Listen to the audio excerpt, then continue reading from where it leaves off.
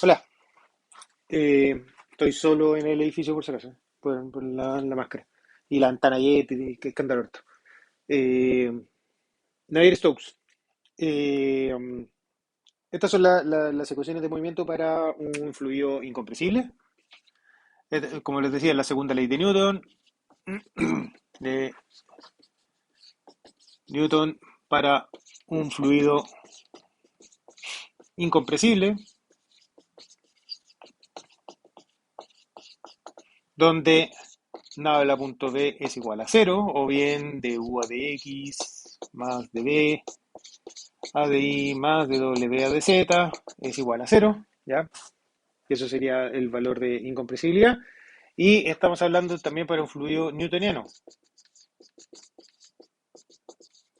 donde los esfuerzos de corte son mu por gamma punto, ¿ya? O la tasa de formación angular que ya lo habíamos visto. Pueden ver el video antiguo. Eh, y esto de acá, bueno, ahí, estaba hablando por un medio continuo también. Continuo, ¿ya? No, no partícula, nada parecido, sino que un medio continuo.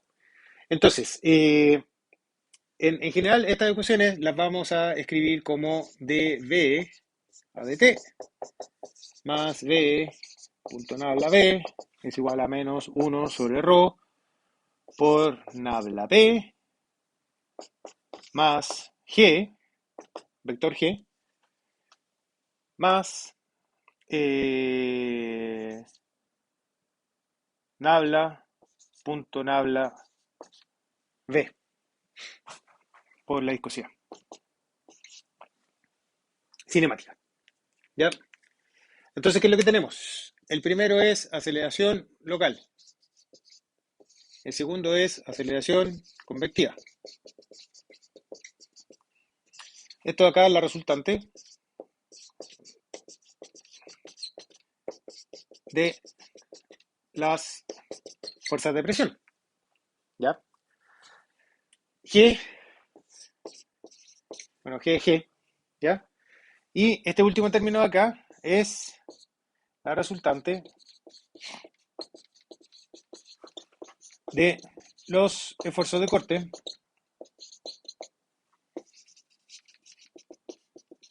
viscoso, ¿ya? Que van a estar actuando sobre el volumen de control. Eso de aquí es una ecuación, son tres ecuaciones en la práctica lo que estoy diciendo, donde la componente vectorial de las ecuaciones va a estar dada por, bueno, esa velocidad, ahí tengo velocidad v, esa velocidad de aquí, tengo velocidad v y w. Bueno, el nabla P, eso puede tener un gradiente de la presión en X, un gradiente de la presión en Y y un gradiente de la presión en Z. Y este último velocidad es el que me entrega también la componente vectorial. ¿Ya? En X, en X, llegamos a una cosa como del tipo d u a de t más u por d u a de x más b por d u a de y más w por d u a de z es igual a menos uno sobre rho por dpa de x más g sub x, que sería la proyección de g en el plano x. Generalmente si tenemos x perpendicular a g, esa cosa va a ser igual a cero, pero en términos generales igual siempre va a estar apareciendo.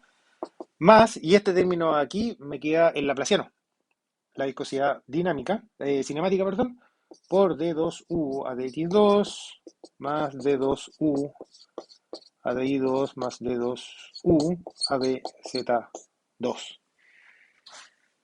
¿Ya? Aceleración local, aceleración convectiva, resultante de los gradientes de presión, proyección de G en X, resultante de los esfuerzos de corte viscoso. ¿Ya? Eh, Hay un pequeño paso que es lo que, bueno, voy a dividir la pizarra en dos. ¿Ya? Uno, en el lado de acá de la pizarra voy a estar hablando de lo que son las condiciones de borde. ¿Cuáles son las condiciones de borde? En general se tienen condiciones de borde de no penetración,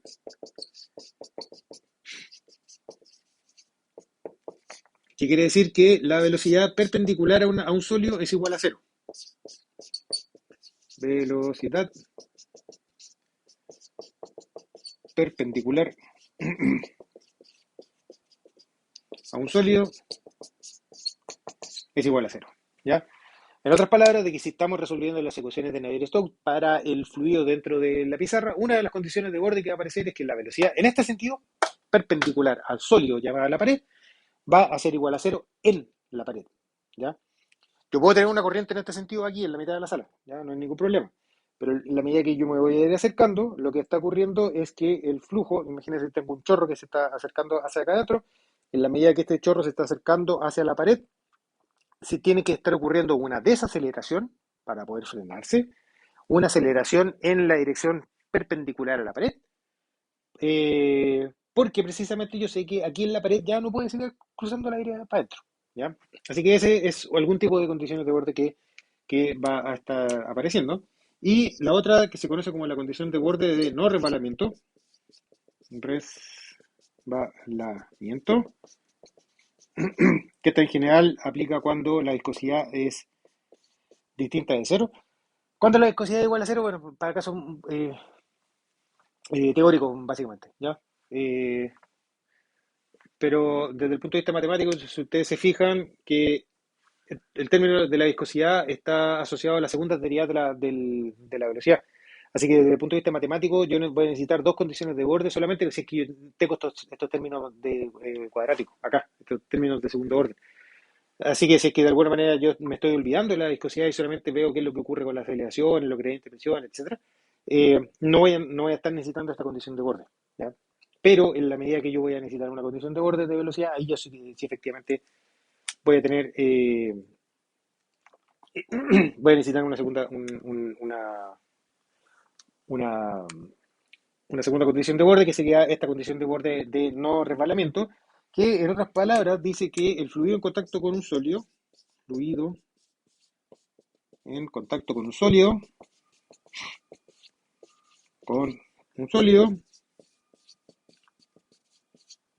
se mueve con igual velocidad que el sólido. ¿Ya? Si el sólido está quieto, lo que se traduce es de que el fluido en contacto con una pared la velocidad se va a cero, ¿ya? Tanto la velocidad perpendicular como la velocidad tangencial al fluido, ¿ya? Pero si es que esta pared, por ejemplo, se estuviera moviendo, o en el caso de mi mano, yo estoy moviendo mi mano, hay un fluido que está en contacto con mi mano, entonces las moléculas de fluido que están en contacto con mi mano se están moviendo con igual velocidad que a la cual se está moviendo mi mano. Eso es, entre otras partes, es lo que activa todo esto, el efecto de los esfuerzos de corte, se generan gradientes de la velocidad y por lo tanto aparece el esfuerzo de corte del fluido como una variable importante que también a la vez condiciona el movimiento de la mano, ¿ya?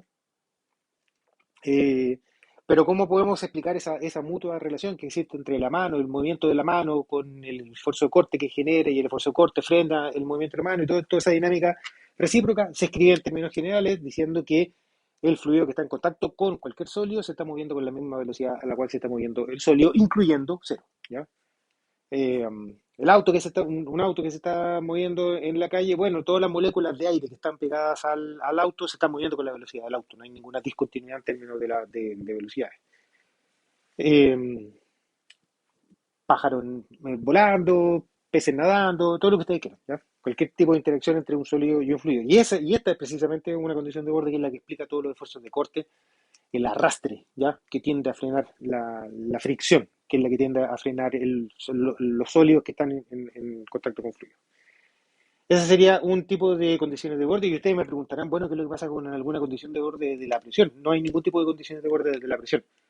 Eh, ¿Y por qué? Porque en la práctica la presión por sí sola, si volvemos al ejemplo de hidrostática, la presión era algo que se calculaba que yo necesito calcular la presión para poder explicar que el fluido se me quede quieto. No hay ningún tipo de condición de borde, salvo decir de que la presión en algún punto es una cosa conocida.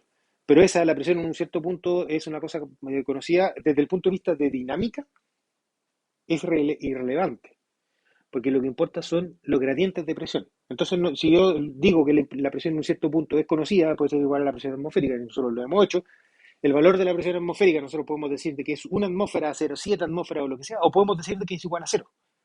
Pero desde el punto de vista del movimiento del fluido no va a producir nada porque lo que me interesan son las variaciones de la presión, ¿ya? Y esas variaciones de la presión son las que eventualmente me podrían estar gatillando algún tipo de aceleración del fluido o algún balance entre fricción y presión, ¿ya? Así que eso nos lleva a decir que no hay ningún tipo de condición de borde para la presión, sino que más bien los campos de presiones, si se podrían, son más bien es una variable interna del fluido, donde yo no necesito ningún gradiente de presiones o sea, no necesito conocer la presión en ninguna parte del sistema. Pero es súper importante, o sea, volviendo con el ejemplo del chorro yo tomo un ventilador, lo apunto hacia la pared, lo que va a ocurrir con la velocidad del viento se va a acercar a la pared, se va a comenzar a frenar y se va a comenzar a acelerar en la dirección radial, ¿ya? Imagínense un chorro de aire que viene y choca contra la pared. No puede cruzar la pared, así que se tiene que frenar en la dirección perpendicular a la pared y se tiene que acelerar en la dirección transversal a la pared. ¿Qué es lo que se encarga de hacer eso ahí? Esto, los gradientes de presiones. ¿Qué es lo que frena al fluido en este caso de acá? Es un gradiente de presiones donde la máxima presión va a estar cerca de la pared, la presión va a ir disminuyendo en la medida que nosotros nos alejamos en la dirección perpendicular, por lo tanto estoy desacelerando, tengo un gradiente de presiones que me desacelera el fluido y además es como un cono de alta presión donde además se genera un gradiente de presiones que me expulsa el fluido en la dirección perpendicular a la pared. Pero eso no es ninguna condición de borde, sino que es más bien un resultado de la dinámica del fluido que se alcanza en este sistema. Y la segunda definición que voy a hacer es la definición de la presión motriz. ¿Ya? Que la vamos a llamar como P gorro. Tal que todo este término de acá, que nosotros tenemos menos 1 sobre ρ por nabla P más G vector, esto de acá lo vamos a escribir como menos 1 sobre ρ por nabla gorro P. ¿Ya? Donde en la dirección X puede que no ocurra, o sea, no hay ningún problema, sé que no tenemos ninguna proyección en X de la presión motriz, pero si estamos trabajando, por ejemplo, en Z, donde G es igual a 0,0, menos G, el vector G, y es igual a 0,0, menos G, vamos a tener que dp gorro a de X es igual a dp a de X, dp gorro a de Y va a ser igual a dp a de Y, pero tenemos que dp gorro a de Z va a ser igual a 1 por ρ, 1 por ρ por dp a de Z menos G, o bien más ρ G, menos ρ G. ¿Ya? ¿Dónde está el resultado de acá? Es lo que nosotros habíamos escrito en algún minuto como la ecuación del equilibrio hidrostático. ¿Ya? Donde en particular si se tiene que P gorra de Z es igual a 0, de este resultado de acá, de que si P gorro a de Z es igual a 0, eso implica que estamos hablando de hidrostática. ¿Ya?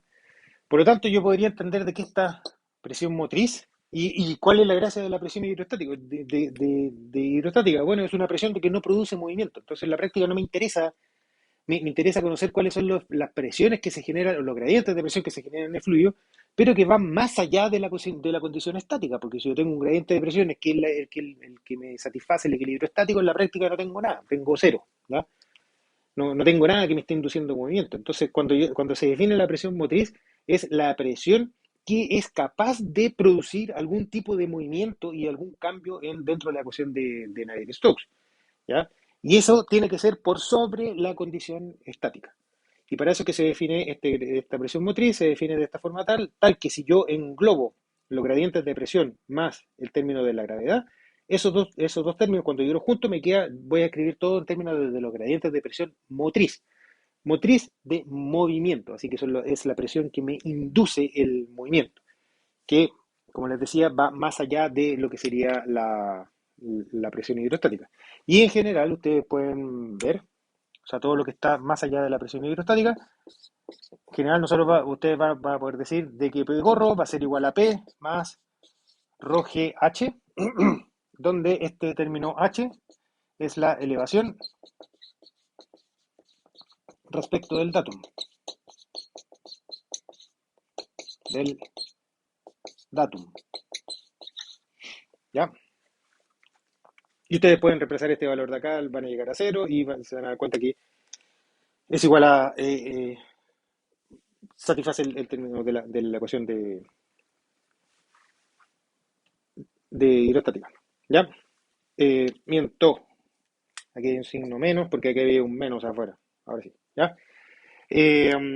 ¿Dónde estoy acá en la elevación respecto a un datum? ¿Qué es el datum? Es un plano de referencia que es perpendicular a G, que está ubicado en cualquier parte, y sobre eso ahí nosotros vamos a estar midiendo las elevaciones.